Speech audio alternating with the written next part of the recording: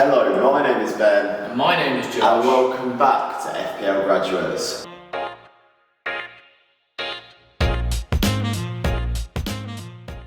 So in today's video we're going to be discussing the previous game week and how we got on over the weekend. Yeah, it has been probably the strangest game week so far we've had. There's been lots of blanks, there's been minus points here, there, everywhere. No one's keeping clean sheets. It's been a strange one this week. Yeah, a lot of players with bad teams doing well and a lot of players with good teams doing bad. So we're going to have a look at ours and discuss through them now.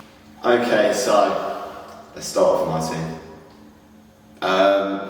Well, 35 points is my total. From what I thought was a pretty decent team for this week.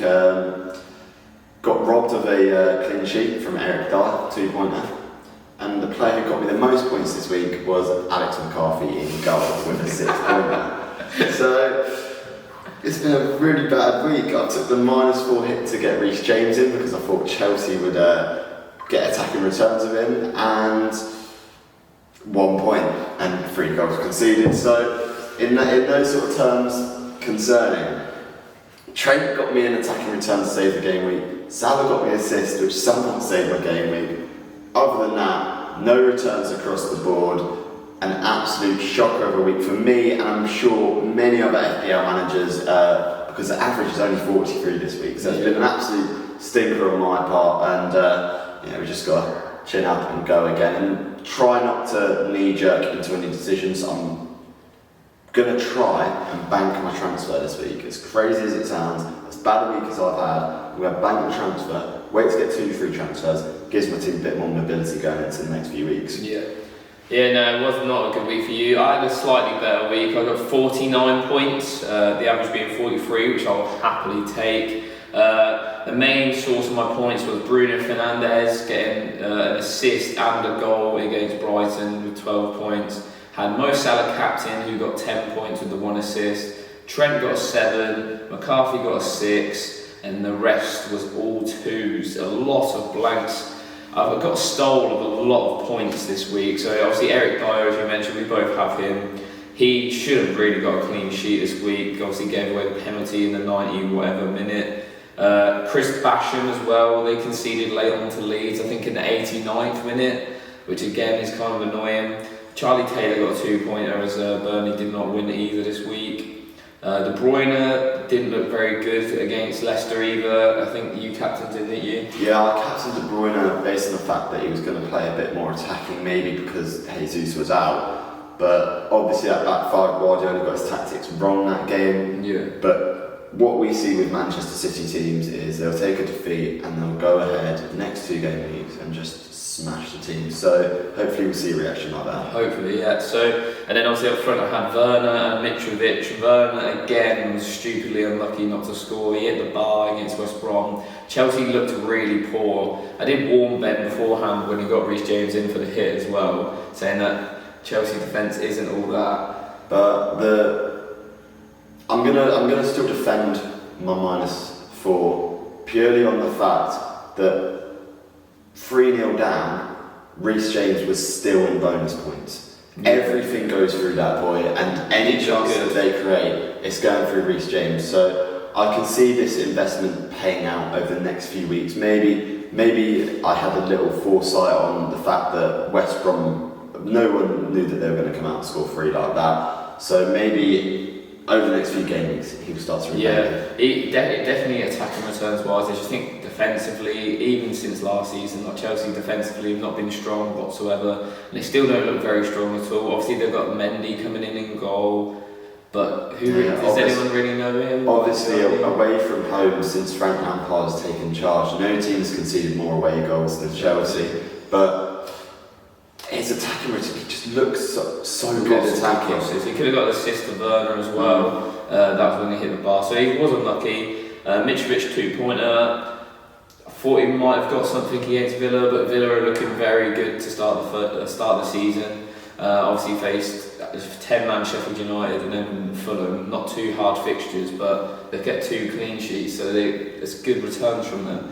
And then I had Oliver Burke, who if I played ahead of about 7 of my players would have scored more. He got 3 points because when he got subbed off, he still had a clean sheet for Sheffield United. So I think if you're looking for a £4.5 million midfielder in a wild card, go for Oliver Burke, because he's starting up front as a midfielder for Sheffield United.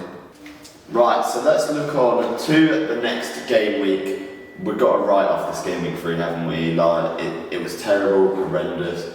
Game week 4 though, there's some tasty looking fixtures in there, I'm not going to lie. We've got the likes of Salah playing away at Aston Villa, De Bruyne away at newly promoted Leeds, who concede lots of goals. Werner's back at home against Palace.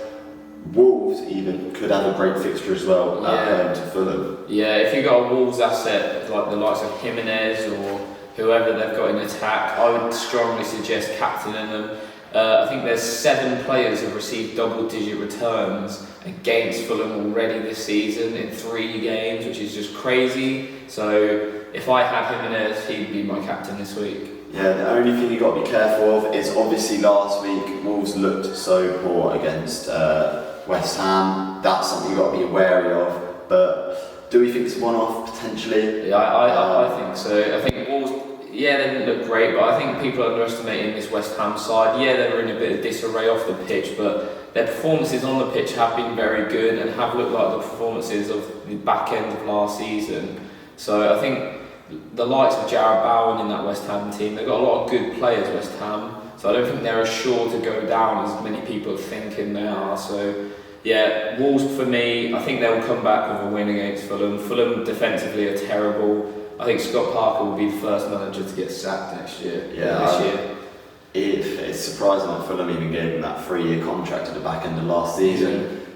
You can see in the Championship last season, you can tell who were the good consistent teams every week in the Championship, and you can see who's one that scraped that promotion and probably didn't deserve it. Yeah. But they're up now and they're looking like they could get less points than the 26 they got the season before. In terms of transfers, what are you thinking for this week? What are you going for? So, as a lot of the TikTok followers would know, I've got Eric Dyer in my team, we both have, and we thought Tottenham would be a lot more defensively solid under Mourinho than what they have been, and they haven't. So, it was between him and Chris Basham, because although Basham's been close to returning, neither of them have returned yet since I brought them in at the start. So I'm going to take Eric Dyer out. I've got 0.5 in the bank, so it's between a £5.5 million defender. So I'm looking at Wolves because obviously they have a really good run of fixtures, despite obviously that struggle start against West Ham. I think I'm going to go, if he plays the full 90, Nelson Semedo, but I really don't know this week. I could bank my transfer too. It's difficult. Like, I don't know if I want to pass up on the Wolves option against Fulham, but then they did look really bad. So I don't know. What about you? Yeah, well, I had a weekend full of emotions. At one point, I was ready to wildcard and stick it out. But I think I'm going to bank my transfer. I'm going to try not to make a transfer this week. I'm relatively happy and settled with the starting 11 I have. Like Josh, I have Eric Dyer. However, he'll be on my bench this week. He's not going to be a starting 11 because I do not trust that Tottenham defence against the likes of Greenwood, Rashford, Martial, etc. So I'm going to try and hold out on that transfer and maybe bank it, so I'll have 2 free transfers with money in the bank to give me a lot of wiggle room in terms of who I want to get in, who's looking like they're banging form, readying up kind of for maybe the next 4 or 5 game weeks. So that's what I'm going to try and do. Hopefully it doesn't change.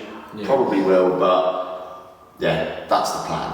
Yeah, not a bad idea. I think this week I'm even debating starting Oliver Burke over Basham because of the sheer fact that Sheffield United haven't really looked that great defensively.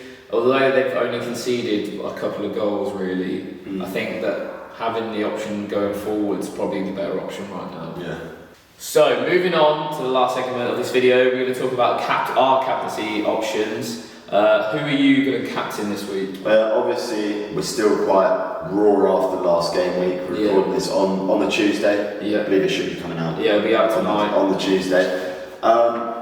Salah is an obvious pick for me. Aston Villa away. Yeah. I'm scared to captain a City asset again this week based on what happened last week. I even still think Werner could be a good option for captaincy, but it's obviously last chance saloon for Werner for me. Probably last chance saloon for you as well for Werner, I imagine. So we'll have to see what happens with that one. But I think Salah's probably the safest choice for me to go for this week. Yeah, I don't like the look of anyone, if I'm honest, in terms of captaincy. Salah doesn't play very well away. Aston Villa look a lot better defensively this season. Emi Martinez in goal is a good shot stopper. Not feeling that. De Bruyne away to Leeds, again, it's similar to the Leicester game where, yeah, De Bruyne gets those returns, but it's usually against the better teams that he does better, De Bruyne. So I'm not sure about that. Fernandes has got Tottenham at home. Yeah, he might return, but I don't think it's going to be the most points. And then obviously Werner at home to Palace is probably on paper the best fixture, but the player has not returned yet, so you're always obviously worried that he's not going to return again. It's debatable, but obviously 2 weeks ago I said I might captain Trent. If I captained Trent the last 2 weeks, he would have been better than who I did captain. So I might captain Trent away from home at Aston Villa. Aston Villa, yeah, they scored 3 against, is it 3 or 2? 3? 3 goals on the Monday night fixture against Fulham, but I don't think they look too good going forward, especially even against Sheffield United, where they struggled to beat a 10 Manchester United. So I might go Trent. It's a risk, because obviously it's a defender, but he looked very good against Arsenal last night. Yeah, he looked incredible, to be honest. He could have easily had another goal on top of the assist he got with that shot from the outside of the area, hit the bar. So could have easily got a goal there. So I think it's only a matter of time really before he gets double-digit returns. Exactly, and compared to some of these fixtures, if he doesn't return, I don't think I'll be too annoyed because I don't think anyone in my team this week's going to really get that explosive return. Right, so that has been our Game Week roundup and a little preview into Game Week 4 and what we can expect of that. As always, please like, comment, subscribe, all of that good stuff. Yeah, don't forget to check out FPL Fridays where we'll give you a more in-depth preview into the weekend and tell you who we might be captaining for sure this time. I've been Ben. I've been Josh. And we'll see you later.